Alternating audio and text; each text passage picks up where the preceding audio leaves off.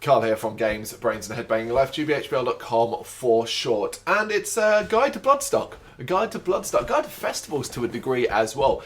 If I'm doing it under presumption of, say, for example, this is your first ever festival, you might not be too familiar with what you need to bring, what you should bring, what you shouldn't bring, and so on. Maybe this is your first time at Bloodstock in general. We're going to give you a little bit of a rundown of what you can expect there, getting around some of the tips and tricks that I've learned over the past 10 years of going. But I'm also going to dive a little bit into, at the end of the video, the VIP experience. So I can't give you a guide to normal camping at Bloodstock because I've never done it. I've only ever done VIP at Bloodstock, so I've got no actual idea of how normal camping works at Bloodstock. I mean, aside from the obviousness, many campsites, some famous ones that are more rowdy than others, some that are quiet camping, and so on. Choose your campsite carefully. I suggest, if you're not too sure and it's your first time at Bloodstock where you want to camp, look online, find out which Midgard is the one that probably, if you're after a more chilled night, you probably should avoid that campsite because that's kind of infamous for being quite rowdy. It's fun rowdy, I believe, but rowdy nonetheless. So I can't, like I said, I can't really give you too much in the way of insight into that side of things, aside from, you know, basic camping, done at a download, done at other festivals. It won't be much different at Bloodstock, except obviously smaller, less people there. But I will go into the VIP side of things, because maybe there's a chance this year is your first time at Bloodstock, but it's also your first time doing VIP, and you might be wondering how it differs compared to other festivals, how it differs perhaps to Bloodstock's normal camping, and so on. So we'll do that at the end of the video.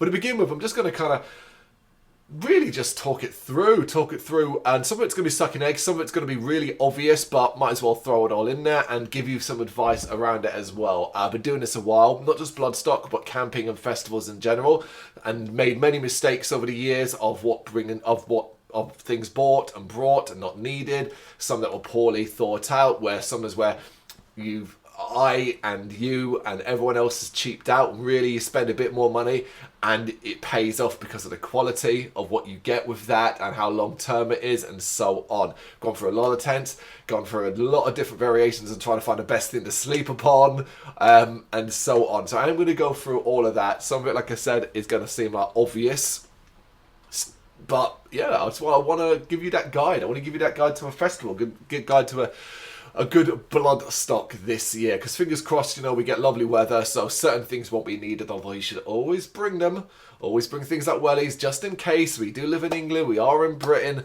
You know the weather how quickly it can change. It can be beautifully sunny one day and it can be a monsoon the next bloody day. So always prepare for all eventualities, even if it's just in the boot of your car or stuffed in a bag in the bottom of your tent. Better to have a pair of wellies and things like that, and several layers of dry clothing, and rain macs, just things like that, just in case. Better to have it than not, because of course, depending upon how you're traveling as well, will make a huge difference about what you're bringing. Now, if you're coming obviously via train, coach and stuff like that, you're gonna be limited with space wise, so you've got to think about it. If you come via car, you can probably fit a fair bit more in, and so on. Always a bit easier. But yeah, if you're having to travel without, you know, with a limitation on what you can bring, you are going to need to be smart about it, in particular when it comes to things like drinks and elements like that. Obviously, plenty of booze available on site. There's even places you can buy beer, and there's always a friendly neighbour or someone who will sort you out a can or two if you haven't been able to bring anything. Stating the obvious, don't bring glass bottles of vodka and rum and stuff like that. Basically, you want to bring some of that stuff, pour it into a plastic bottle. Simple as that. Mark it up, whatever it is, so you don't confuse a plastic bottle of water with a plastic bottle of vodka. But yeah, it's as easy as that. But we'll get into more of those sort of things as we go on. I'm going to start actually with really the obvious side of things, which is the 3 things I think you must bring, 100% bring. You bring these 3 things and you're okay no matter what, really. Yeah, you can make the experience so much better and be smarter about it, but you bring these 3 things and you are sorted. Starting with a really easy and obvious one, and I got some show for you. It's a tent. Of course, it's a tent. I mean, it is the most obvious thing you need. If you're camping there, you're going to need a tent. So yeah, make sure it's a good one. It is one of those areas where you can spend a lot of money and it still be poor quality. It's really best way to do this is just to look at what's a consistently bought one and what people are saying in reviews in regards to weather and so on. Ease of putting up is massively important. And bear in mind, obviously, Bloodstock has limited space, so you can't think. Don't be an idiot and bring a 6-man tent for one person. It's not needed, but you can make it more comfortable and so on. Like, for example, a 2-man tent, if it's just you, should be perfectly fine. You may not want much room in it, perhaps, but maybe a 3-man tent will do it for you. Because, of course, when you see a 2-person tent, it tends to show you a picture of 2 people lying side by side, and that's the 2 people. There ain't much room to maneuver inside at all. But yes, it's a tent. Of course, it's a bloody tent. It's the most important thing you can possibly do. You don't bring a tent, you're off to a bad start, basically. But alongside that, you've got your shelter. You've got where you're going to be living for a couple of days. But inside that is very important as well. So this has always been a bit of a bone of contention of mine. It's where I probably struggled the most over all my years of camping to find the most perfect thing to sleep upon. I've gone through everything over the years. And it's obviously an airbed or a mat and so on. The thing that you're going to sleep upon. I've done many different variations on airbeds. Some cheap. Some more expensive than not. I've done roll mats. Did that 1 year. Hated it. Never doing that again. For some people, I can see it being okay, but it was so thin and so close to the ground, I just ended up waking up with backaches and bone aches all over. So never again with that. The only one I've not done is a camp bed. That's the one thing I've not done. It is obviously an quite a large extra amount of space it would take up, not just in the tent, but on the travel as well. So it's never been a really sort of feasible idea for me to use one of them, and imagine it'll be the same for a lot of people. But the last 2 years, this is the style of airbed that I've been using, and I have found it absolutely wonderful. I'm not selling the brands, it's not about that. It is still in its box, it just is what it is. And this is this one. It is basically an airbed, but it's an extra durable airbed that's raised double. They call them like flocked.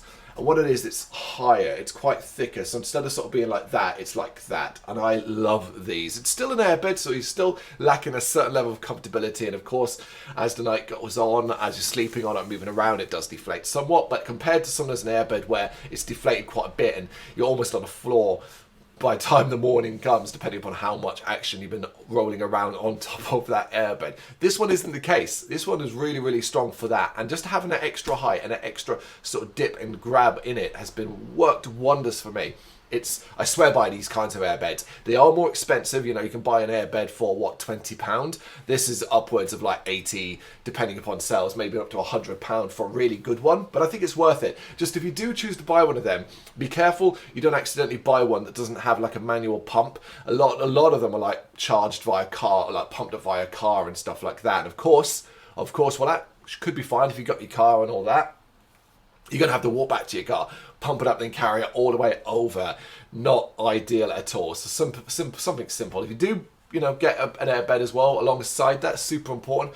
Don't forget a pump. I mean, chances are, even if you do, one of your neighbours, someone else in the campsite is going to have a pump, either battery powered or foot pump. Someone's going to have it. So, just make sure you will find one, but try and remember bringing your own. Pumps likewise. Last year I found this really thin one, really thin and slim, that's like USB charged beforehand, pumps it up brilliantly. Love how small it is compared to the big, like, thick things they used to be, and that would need like X amount of batteries as well. So technology is advanced there. So you get your tent and you got your airbed. That's pretty cool. But of course, it is camping. You're gonna get cold at night, so you're going to need something. And of course, obviously, the third most important thing, the thing you need to make sure you bring to enjoy it the most, is a sleeping bag. And this is a large, big ass one I'm holding up here because it's a double for starters.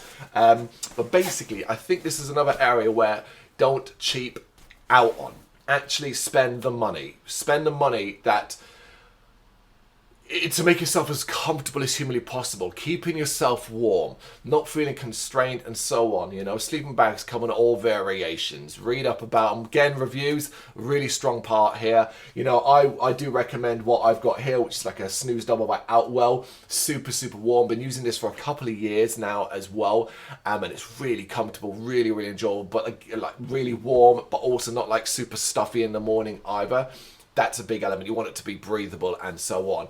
But yeah, when it comes to sleeping bag, don't cheap out. Look for a quality one. Look for one that fits you, one that's going to be comfortable, one that ideally, you know, depending upon how you like to sleep, isn't that constrained. It's one of the most important things you can bring. Those three things: a tent, an air bed or roll mat or something to sleep on, and sleeping bag. That's it. You've got those three, you're sorted. That's the festival experience guarantee. Nothing else matters. Everything else is now extra on top of that. But of course, it is about giving you a guide to try and make you as comfortable as possible. So think about the trip from wherever you come from, be it the car, be it the drop-off point, be it whatever it is, the coach. You would now have to get all your stuff from there to the campsite. Now, I will switch this up a little bit here by telling you the VIP side of things, because of course the VIP side of things, the parking to where we actually where VIP people camp, is a lot shorter. You know, it's a short walk through an uneven floor, woody area that can be a bit treacherous in wet weather, but nothing too severe. And 5 minutes through that, you get to a road and there's the campsite. So it's not too bad to go back and forth between the car. But of course, we don't want to do it. We want to limit trips and so on. So this is an area that I think is well worth investing in. And it's a good trolley. Basically, something really good to carry and bring all your stuff over as much as humanly possible. So a large one is always a good choice, but they also fold down quite nice. Now, of course, this is going to be impossible if you're on a coach or training it down and so on, because it's limited space and the likes. But just sort of think as well that what you're bringing with the trolley, well, that might be extra space to begin with. It's going to give you so much more afterwards. You open it up, you can pile everything in it, and you can just pull it along or push it along, or whatever it need be. Freaking valuable. I've been using the same one for a couple of years now. Still going really, really strong. If you want to get a trolley, something to make it as easy as possible for you to get from parking or wherever you're dropped off to the campsite, a good trolley is invaluable. One that's going to hold up, one that's going to carry a lot of stuff to limit your trips, because otherwise chances are it's back and forth, back and forth, back and forth. Now, if you are doing that, I do, and again, it's going to seem obvious, but hey, I'm going to do the obvious. My first trip from the car to the campsite is limited. I will put a lot on the trolley, but I will put the three major things that I started us off with, which is the camping stuff, the tent, the sleeping bag, the airbed. Really just the tent more than anything else. Get over there, get your tent set up, and everything else after that is gravy, because the most stressful, most frustrating, most unfun part of any festival experience is of course having to put up a bloody tent. Now, if you can, try and prepare. If it's a brand new tent, for example, you're not that familiar with it, you get a sunny day in this country, if you're lucky enough to find one, get outside and put it up. Test it out. Make sure everything's there. All the poles are there. Nothing's broken. Nothing that needs a repair. Last thing you want to do is get there and find, oh my god, none of the poles are in the bag. Or you're going to get there and find one of them is broken, an important one that goes right down the centre, and you forgot to bring tape, scotch tape or something like that. All these things are worth checking out. So you get a sunny day, it's a good way to test out the tent. I rarely have done that in the past. I normally plan to and almost always forget. And then it's like, I get there and you open up a new tent and you look at those instructions and just thinking, oh my god, this is a nightmare. I have had more stress moments involved putting up tents than any other part of a festival. It's probably why I find myself getting the tetchiest. I'm better these days because I kind of just get on with it. But it can be a very tetchy, frustrating experience putting up a tent. So everyone you just kind of want to get that part done. So get over there, get it done, and after that, everything else is gravy. Everything else can be the fun part. Putting in an airbed, laying at your sleeping bag, bringing over your clothes and the booze, and everything else you've got is the fun side of things. And there's lots of room. Like I said, there's Bloodstock. There was lots of room. You do have to be smart about it. Think about where you're putting your tent, of course, as well, depending upon noise as well. So, you know, if you're going to put your tent alongside one of the walkways, you're going to hear a lot of noise through the night as people walk by it. You put it near the toilets, you're going to expect to have unfortunate smells and hear a lot of noise again, and so on and so forth. You want to avoid as much noise as possible. You're going to go to the back of the camps as far as you basically can. go. That's my advice in that part. From a VIP perspective, it's all pretty quiet. It's pretty chilled out there and so on. Of course, the higher up in VIP you are, and I'm doing this based off where the car parking is, the higher up towards the actual arena and so on, more noise and so on is going to be likely, because that's where the showers are, that's where the toilets are, that's where the Serpent's Lair VIP bar is and so on, whereas the back of the field, which is where we tend to camp towards the back, obviously it's really just the walkways, and yeah, still pretty chilled out, pretty relaxed. Of course, it's, you know, like any campsite is going to be noise.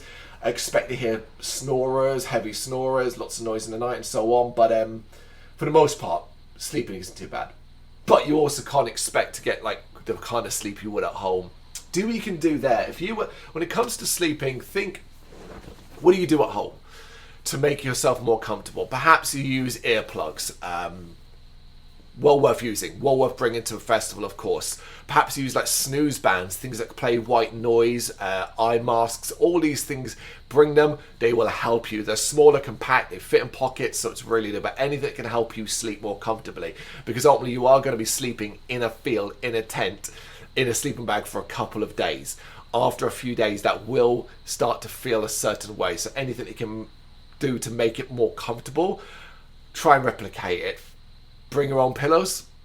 That's not a bad idea for better headrest, because of course, like, even though a lot of like sleeping bags and air beds come with like built-in things or like have their own little package, they're tiny, small, little uncomfortable things. I always do recommend bringing your own pillow. Don't be tempted though, particularly if you've got the room, and think, oh, you know what, I won't bring a sleeping bag, I'll bring my duvet. I'll bring my duvet. That's always worked. We've done that in the past, and it can get pretty damn cold with a duvet. Turns out a lot of them aren't really meant for this kind of experience. I'm sure people have got more positive tales, and I'm sure maybe a thicker, more wintry focused one would work, but we've done it, didn't like it, switched back to a former sleeping bag, one that's like a blanket almost as well. Definitely much more enjoyable. Okay, so that's the major stuff that I think I've covered there. So I'm going to dive into some of the more small bits. So you've got, say, I don't know, backpack or a hold all that's got things like your clothes in it, pants, socks, you name it, and all the other generic bits that you will need or might need. I'm going to go through some of that now.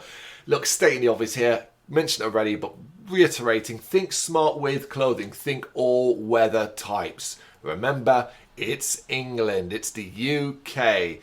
It'll rain one day, be sunny the next. So just think along that, and make sure whatever you do, invest in a decent pair of wellies, stuff that's comfortable or something that can keep your feet dry. And think about waterproofs as well, but also think about the potential of sun and overheating and hot weather and so on. We've had plenty of that at Bloodstock, so things like a cap, things like a sun hat, just stuff to keep that off keep the heat off your head. We've had a crazy hot period in Bloodstock as well as bad weather. It comes and it goes. Fingers crossed we just get nice settled weather, but you never bloody know. So think smart there. Even if you're like, oh, I really don't have to carry a big old jacket down with me and so on, you will be grateful for it if it rains all day on a Saturday or a Sunday and you're standing there getting more and more miserable.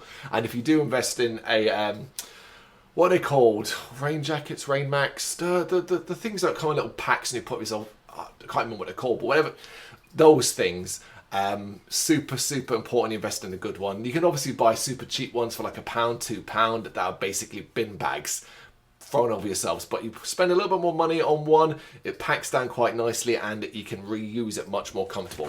Alongside that, I do suggest picking up something like this, which is a separate box of basically hard-wearing pegs for your tent and things like that, just because the ground can sometimes be very hard in certain areas. Sometimes you start smashing up pegs that come with a tent and you're running out. Always good to have lots of spares, and of course do not forget the all-important mallet, although I'm sure somebody could lend you one if you need one. What else? Showers. Of course, Bloodstock has showers. I believe in normal camping they're charged, in VIP they're free. Normally there's a good little block of them. Normally 3 to 4 blocks of 4 showers, and the queue can pick up. Normally quite kind of starts getting a bit busy between 8 and 10, maybe a little bit later than that or a little bit earlier.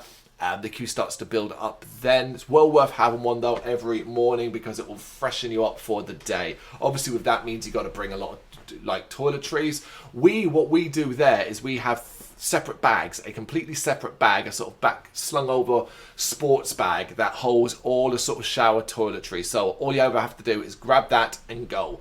pack it back up after you've finished and go. Fresh underwear, fresh socks, and things like this, a towel. Now these are like super absorbent, self-drying, super absorbent towels that dry super quick. We've been using these for a couple of years. You can buy them online pretty cheap. Well worth picking up because, as you can see, it really packs down, really small. And it will dry you, and it will dry itself super quick. A couple of them, way better than bringing sort of big bath robes and towels from home. So do suggest you pick up on them. Bloodstock, of course, can get quite dark at night. You've got obviously lights and generators going off, things like that. But in your tent, you're going to want some form of lamp. Some sort of head torch as you move around the campsite, particularly if you get up in the middle of the night to use the toilet or something like that. You want to see where you're going. Then it's all about extra comfort, really, more than anything else. Wet wipes, not just obviously for the sort of hose bath in the tent, if that's what you fancy, but also just to keep yourself clean elsewhere. Well worth having. If you are the type of person there to get busy as well, this sort of thing can become invaluable. And if you do get busy, make sure you play it safe, man. It's a festival. You don't want to come back with something worse. Tissues. Either as toilet paper or just for your nose. If you've got hay fever and things like that, well worth, make sure you got a couple of packs of that. And of course, as you all know, one of the most important things at a festival is toilet paper. Now, I'm going to offer a little bit of advice here. Now, I'm not for everyone, but this is what I've learned to do over the last many years of going to Bloodstock regarding using, say, the toilet. I'm going to get into toilet behaviour here. But using the toilet early morning, perhaps you've woken up, you've had a cup of coffee, you've eaten some breakfast, and your gut is beginning to rumble, and you're eyeing up, an early morning dump, for want of better words. Anyway, VIP. Now, of course, the VIP toilets, there are plentiful, but at certain times, they do get busy. And they're very busy in the morning, particularly as you'll see a queue, normally of dudes, of men, just queuing with their toilet roll in hand, waiting for our cubicle to become free. Those queues can take a little while. They can. So I suggest you do this. If you're there, unless you're willing to wait and you're not desperate and you're more than happy just to chill, I tend to just ignore them. Walk straight through the VIP, Serpent's Lair VIP, and out into the main arena where you'll find untold portaloos, portable toilets, and most of them will be clean because they'll have been cleaned either that morning or in the night, and they'll all be empty. And you can basically crap in peace and quickly. Often I've done that, come all the way back to VIP, and the same people in the same queue having not moved an inch in the same time that I was gone. My little bit of advice for you, Obviously, the VIP toilets are a little bit nicer, so if you really want to queue and join them, that's on you. But if you just really need to go, do what I do, which is ignore those toilets, ignore the queue, and just walk straight through the Serpent's Lair and out into the main arena where you'll find plenty of clean and empty cubicles. Obviously, that should give you a clue if this is your first time doing VIP, how close everything is. I might as well dive into that now while I'm here. The campsite's there, a short walk from where the toilet, showers, and the food stall is. Now, there's always been one food stall in the VIP camp area right by the entrance, and then one which is new from last year, Scandinavia, something like that, but they do quite good food. That's in the actual Serpent's Lair VIP area. I can't talk for this year because I don't know what's going to be in the campsite, but the place that's normally there in the campsite, I personally have found to be underwhelming, very pricey and underwhelming as hell. Regarding coffee and stuff like that, you're often better going into the arena. Unless it's super early and nothing's actually open, which sucks of course, and you really want something, I'd say avoid that and go elsewhere, particularly into the Serpent's Lair area, because you come out of the VIP camping and there's a walkway about a minute down that, and there's the Serpent's Lair VIP area with the big bar and the food areas, and then obviously on the other side of that wall is the arena itself. Everything is super close. If you've never experienced Bloodstock VIP, you're in for a treat in regards to that, particularly how close everything is. Right, obviously carrying with this, toothpaste, toothbrushes, mouthwash, if it's your thing. Nobody wants to be stinking, basically. Smelly breath, particularly if you're going to hook up. Nobody wants a face full of smelly breath. More wet wipes, or these are more for actual toiletry use than anything else. At the moment, I've basically got a couple of bags here filled with stuff that's going to be taken to Bloodstock. It's going to be narrowed down A lot of it's personal, really, more than anything else. Things that I would use, like face wash and moisturising cream. I'm 40 this year. I'm 40. I need more moisturising cream.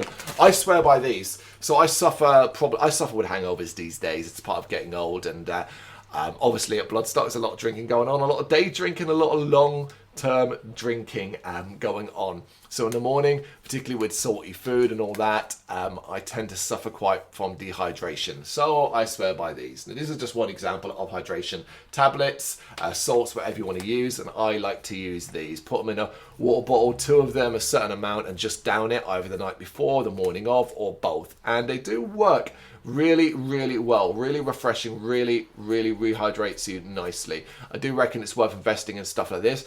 If you've never had them before, never considered trying them, this is my advice to you. Try them. The drink itself isn't the most loveliest. I mean, this is a lemon flavoured one, which isn't too bad. But I've had blackcurrant ones in the past that have been a bit of a struggle to get through. But it's well worth just doing it and just not sipping it, downing it, knocking it straight back, and just so you almost that your body doesn't react to the taste. So I do reckon doing that. Are you with a group? Are you going with some friends? And are you going to be hanging out together? Often getting beers and so on. One person goes to get the beers for everybody while they stay and watch a band. Yep, do that.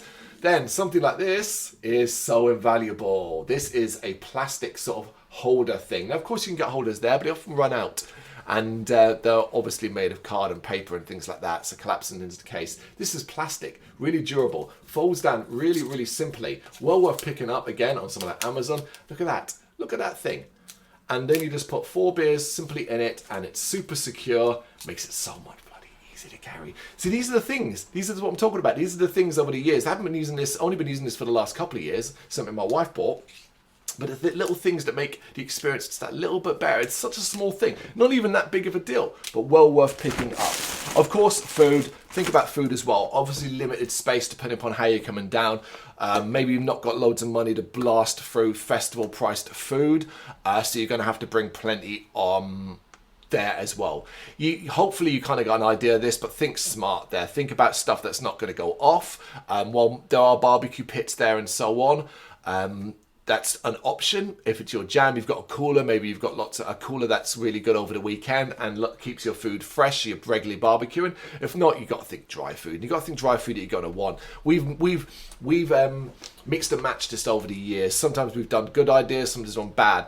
We used to bring a lot of things like breakfast bars and like brunch bars and things like that. We don't anymore because we found that often we didn't really want to eat them when you're hungover, when you've got a long day ahead and stuff like that. So we kind of narrowed it down these days to things like crisps and like sort of snacks bars, snack items around that more than anything else. Keeping it very, very simple. Pretzels, things like that you kind of just sit there and you munch on. Perhaps if you're sitting at the campsite, nuts and so on. Elements like that, more than like piles and piles of food. This is it. This is entirely up to like your taste more than anything else. Obviously, if you're like a vegan, you're really going to have to think about what food you bring because availability there. While the food traders at Bloodstock are much better. Much better. Gone are the days when a gourmet burger was a bit of tomato inside a standard burger. Those days are long gone. You've got to find quality food there. You look at the list on the website at the moment, you can see some of the traders. A lot of them are familiar names. A lot of them are really, really strong stuff. Now, I have one personal rule for festivals in general. I don't expect everybody to agree with me on this. I really, really don't. And in fact, many people don't agree with me and have had great experience and so on. But I have one rule that I'm going to repeat here just because I think it's personally important. Obviously, festival food, any food you're taking a risk with. If you saw some pictures of Download, there was some infamous food poisoning aspects to Download 2024 this year, and particularly involving the one item that I swear and make sure I never eat at a festival, and it's chicken. So my rule is basically don't eat chicken at a festival. The reason being is really because of the more danger that comes with eating that item than perhaps many other things. You eat a dodgy burger, you're going to get a dodgy gut, but for the most part, you'll hopefully be all right within 24 hours. You'll just be, crapping a lot, puking a lot, and so on, that kind of thing. You eat bad chicken, it could be a completely different story. That could be your festival completely done, if not worse. So I have a rule where I will not eat any chicken at a festival. and always trying to eat smart as well. Try not to eat too much meat, try and vary it up. There's some great veggie options, stuff that involves, you know, a lot of vegetables, things like that. You know, salad, elements like that, stuff that can freshen your palate up as well. Don't just try and live off burgers and hot dogs and things like that. There is a variety there. You know, you've got Yorkshire pudding stuff, you've got jacket potatoes, you've got wraps, things like that, veggie wraps, all this. There's a wide variety of food.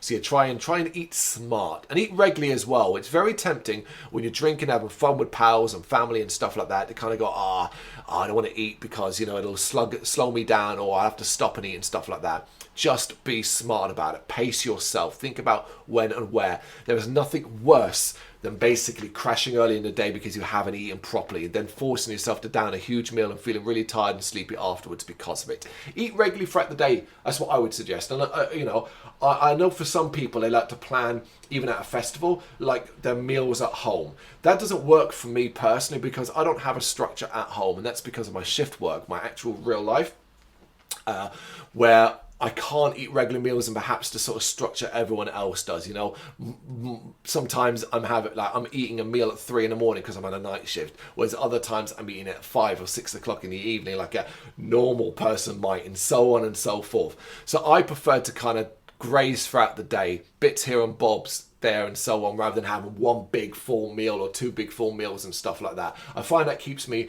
more full and more energetic as the day goes on. But it is super, super important just to make sure you balance what you're drinking and eating as well. Do drink water. I know it can be really easy to forget, but after every couple of beers, every couple of drinks and so on, just have a pint of water. It will make such a difference. Man, it seems so obvious, but it's one of the hardest things sometimes to bloody do. I know I struggle all the time, but I remember that I've had many experience where I've gone, I'm going to drink some water now because I'm feeling a little bit dizzy, a little bit fucked, a little bit like my eyes aren't, you know, a little bit harder to focus. And that water has sorted me out completely. It is the nectar. Miracle nectar. Do you know? It really, really can be. So make sure you drink plenty of water, particularly if it's hot as well. Particularly if it's hot, you know, keep yourself hydrated. It's so obvious, but it's so easy to forget. And alongside that, you know, try not to go too hard and heavy early on. It's not a rule that I've always been particularly good at keeping myself. You know, we get out of Thursday by normally, fingers crossed, we're camped, we're set up and having our first beer by 2 o'clock latest. That's obviously a whole lot of day, including bands later on that day to kind of get on it. And we're in a celebratory mood. We're excited we're there and we're really enjoying ourselves already. So I've gone hard and heavy on the Thursday. Don't do it. Try not to do it. It's really, really easy to do it, but think of the weekend ahead. Have a good time and do what you need to do, but just try and be smart about it.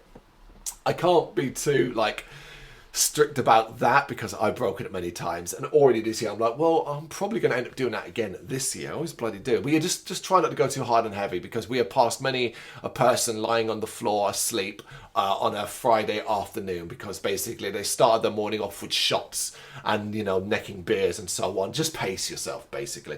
Talking of booze as well, of course, limited space for you will depend upon what you're able to bring. But let's say you've got plenty of space to bring as much booze and alcohol as you want. Now, Bloodstock does have rules around this, it does, but they're not heavily enforced.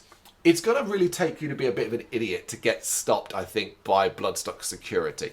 And what I mean by that is, if you look like you're arriving with an off license and clearly planning to basically sell out the back of your tent, you might get their attention. If you're bringing some slabs of beer, crates of slabs of beer, lots of plastic bottles of spirits and stuff like that, they're not likely to bother you. We normally, these days, don't actually bring much in the way of beer, because we found that we weren't going back to the campsite often to pick up beer. We'd often be going back to buy to pick up to make a mixer, some like rum and Coke, or Red Bull and vodka and things like that. So we don't bring lots of beer. We bring a select amount really for Thursday, particularly after that it's not likely to stay as cold as it once was. We tend to just stick to specific drinks that we now know we enjoy rather than going wild. We're not bringing shots. We're not bringing tequila and stuff like that. Personally, that's just not to my taste. We've got the likes of rum and vodka, mainly for stuff that you can mix it with. So we're bringing lots of Diet Coke, bringing plenty of Red Bull. This time around, we'll bring some sort of pineapple juice to try and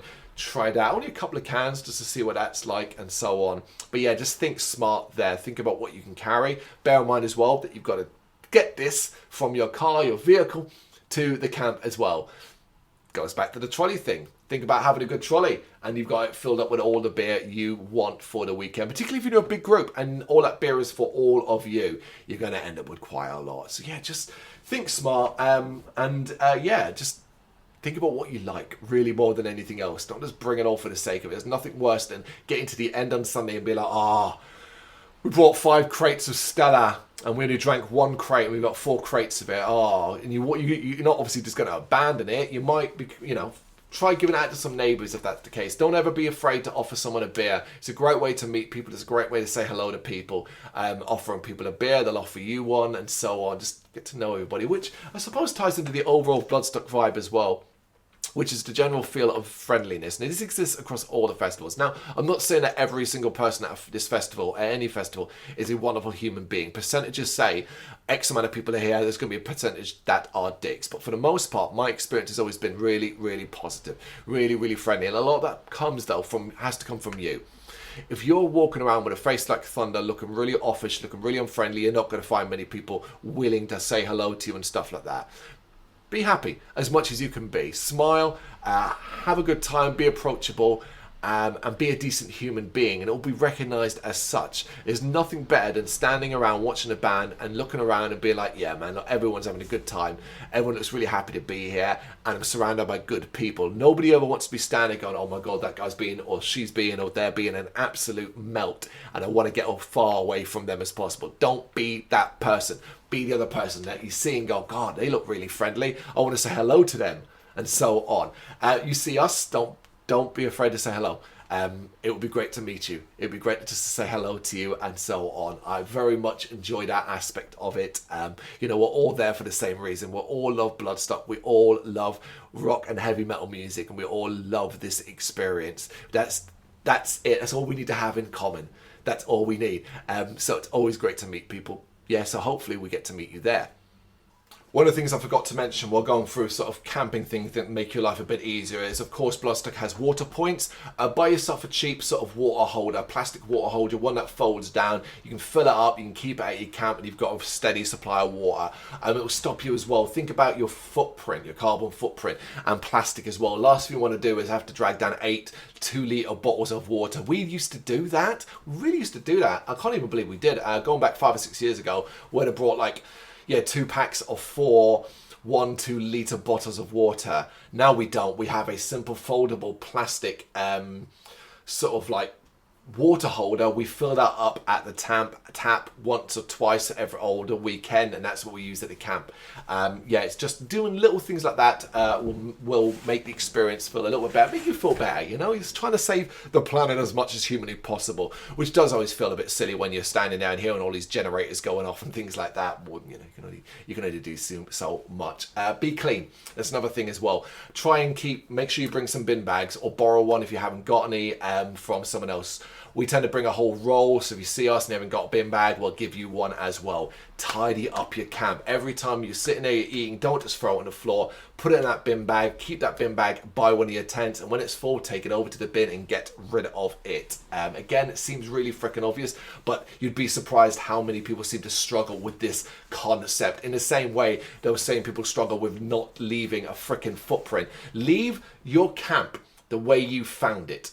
You'll be proud of yourself for doing it. You'll be proud of everyone around you for doing it as well. But you walking away from that, having packed up your tent in your car and you're leaving the festival, it should look like you were never there. That is something I do not understand why anyone can't do. There's no excuses other than you being a melt, really. Do that. Right, Bloodstock itself. Let's talk about the actual arena. Obviously, I'm presuming, and based off the map, it's pretty much the same it's always been, which is fantastic news. We have 4 stages. This is the first time I'm going to tell you all about them. EMP stage. That's probably the first one you might notice, depending upon if you come off. Well, if you come off from the VIP exit, it's likely to be the first one you see because it's just out and to the right, and it's the small stage that sort of sits in the centre. It used to be the Jaeger stage, now the EMP stage. It was different last year, different setup, different size, and so on. I'm intrigued to see what it looks like this year. Many great bands playing there. From there, straight up, you've got Sophie Lancaster's stage, the second stage as well. It's tented, it's inside, which in bad weather can be great, in hot weather can be horrible because, it can get stuffy in there. Do you remember that really hot year? Man, it wasn't nice to be in there. Very uncomfortable. Love that stage. Lots of different places you can stand to get a good view. It shouldn't be this difficult for people to understand, but sometimes you'll arrive there and it'll look like it's packed because everyone is standing by the entrance. Just get through them and go to the other side and you'll find it mostly empty. People love to stand at an entrance for some reason at these tents and not actually go in. Go in, go to the other side, great view. Unless you're planning to only watch like 5 minutes of band, then dash off to another stage, fair enough. The same thing applies to the New Blood stage, which is all the way over to the other side, just past the main stage. A small entrance, tented entrance, but on the other side, great view. Always make sure, particularly if you're not really up on what New Blood is and what it does and what bands are playing there, make sure you poke your head in once or twice over the weekend. You know, you're talking about a lot of upcoming bands, unsigned, playing 30-minute sets. You might find your next favourite thing. And of course, in between all of that is the main stage. Can't miss it. It is like any main stage. I don't have any recommendations where to stand here. Stand where you like. Depends what you want to do, what you want to experience. When you get a pit, you know where to go. If you want to stand back and enjoy, run around the sound part, the sound stage part of that is a good place. But bear in mind, it is a bone of contention for a lot of people. But Bloodstock does have quite a loose policy on chairs. Now, we find this a little bit frustrating like anybody else. I don't know what the answer is, truth be told. I don't disagree with people being able to sit down and it's their right and absolutely so on, but I absolutely despise the wall of chairs that starts to build up as the weekend goes on. And I am talking about literal rows and rows of people that are flat out refusing to move, which isn't a problem at the back. The problem is it started over the last few years to really creep forward. I have been shocked at times to be quite close to the front of the main stage and ran into the back of a chair that someone's sitting there, and them to look at me like, what are you doing? And it's like, are you serious? Like, I mean, like that level of insanity and stuff like that. When it gets dark, these can be quite hazardous. I think this is where the real bone of contention comes from, which is basically those chairs in the dark, lined up, can be really difficult to navigate. It's not like it's pitch dark, you can see and stuff like that, but you've been drinking, maybe a bit tired. It's very easy to trip over or misjudge the position of certain things, or even just trying to sometimes find a way in between them all, because like I said, it becomes a wall. Bear that in mind. It can be a little bit annoying, but don't let it stress you out too much, you know. Just go around. Often the best way to approach the main stage, let's say you want to get near the front, approach it from one of the sides. So like from the New Blood side or from the VIP entrance side, cut in that way. Rather than kind of coming in the back and trying to weave your way that way, go around one of the sides. We've often been able to get really, really close. So picture, like, I guess you need to be there to notice, but picture facing the main stage. You're facing it, it's this direction right now, straight on from where you are. The New Blood is over to your left. Round that corner there, around that side, it's pretty easy, not only great view, but often quite easy to kind of snake your way in quite up close. Just a little secret for you. Don't want I'm telling you this, because if everybody does that, then it's not such a secret anymore. But I just want to give you little tips that I've learnt over the years. You know, certain bands where I wanted to get up close for and so on. Yeah, it's that kind of thing. That's the 4 stages. That's the 4 major things. Of course, there are other things going on. There are always 1 or 2 fairground wides going on. Personally, I think they should go. I am so done with those things. And there's very little. Last year, was there 2 bumper cars and 1 other ride, or was there 3? There was 2 or 3, and that's about it. But when you walk past and have to hear the same Guns N' Roses song playing over and over again on loop, and sometimes on a bad day, that sound can actually bleed into the selfie stage if you're by the entrance. Is very, very annoying. But they're there, and people tend to have a lot of fun, particularly in the bumper cars. So I'm happy to see them go, only because I would like to see other things there. I get that lots of people are happy to see them. I've already told you about the multitude of food as well, but there are also plenty of shops as well. This needs a refresh, in my opinion. Bloodstock traders, clothes traders, records traders and all that needs a refresh. It's the same old every year, to the point where I don't even look anymore. I have very little interest. I am a big advocate, and I don't know how it's going to work, but I'm a big advocate of basically transforming that area into one big Bloodstock based band merch area instead. Like, similar to what other festivals do, like a big merch hut if you want, where all the bands of the festivals are selling their gear as well. Because obviously there are several merch spots in and around the actual festival. There's the main big one, which is behind or the opposite side of the main stage. And there's a smaller one near the entrance to main campsite areas as well. The problem with that, right, I mean, you'll find all your Bloodstock merch and stuff like that. It's where you pick up your VIP bags, any pre-orders as well that you've done for cups, outfits, things like that, are all at that place there. The problem is basically the smaller bands. We have struggled many years. It's been worse in the last couple as well. Really struggled to find merchandise for smaller bands, and this is some of the combination of bands not bringing it, but sometimes they're not even being pinned up because it's a constantly fluid thing, and sometimes like you'll get a couple pinned up from the New Blood, from the Sophie stage and stuff like that, but you're still struggling to find them, and it's a little bit messy and so on. Now the people who work behind it are often really, really good. I've never really come across anybody that's been really bad at it, and we'll find it if it's there. But I would like to see some more innovation here, some more outward thinking. And I know obviously the traders bringing money for Bloodstock, so that's probably why. So my dream of having like a big merch tent that's got all these bands playing, and all these bands playing today can have their merch pinned up and selling, and they can be there and they can be selling other stuff. I realize it's my dream, but I would personally love that. Alongside, of course, the main merch area is the Lemmy's bar, the most important bar in the entire festival. Now, if you're doing VIP, you might think you won't spend much time here, but truth be told, it can still be a really useful tool. Of course, it sells nowhere the variety of the Serpent's Lair VIP bar. There's an insane amount of options there. As the weekend goes on, those will disappear because they'll become unavailable and so on. But if you're after some speciality drinks, the Serpent's Lair VIP bar, it's one of the major pros of that, will certainly offer you plenty. Alongside normally quick serving times, friendly bar staff, and inside there plenty of entertainment both during the day for films for the kiddies, throughout the day podcast, comedians, all things going on, to late at night when it becomes party. But Lemmy's bar is quality as well. In fact, many times we're at the main stage, we're having some drinks, we're finished and all that, and it's like, you know what, can we be bothered to walk over to the VIP bar when the Lemmy's is right behind us and there's no queue, just to get a couple of beers that we can get at both bars. So don't like get focused on one. Go to Lemmy's, man. It's a great little place. Lots of people hanging out, sitting and chatting. The bar stuff in that place has been spectacular every single year. And very rarely have we struggled to not just walk up and grab a bloody beer. It's one of the things I love about this festival. It's the size.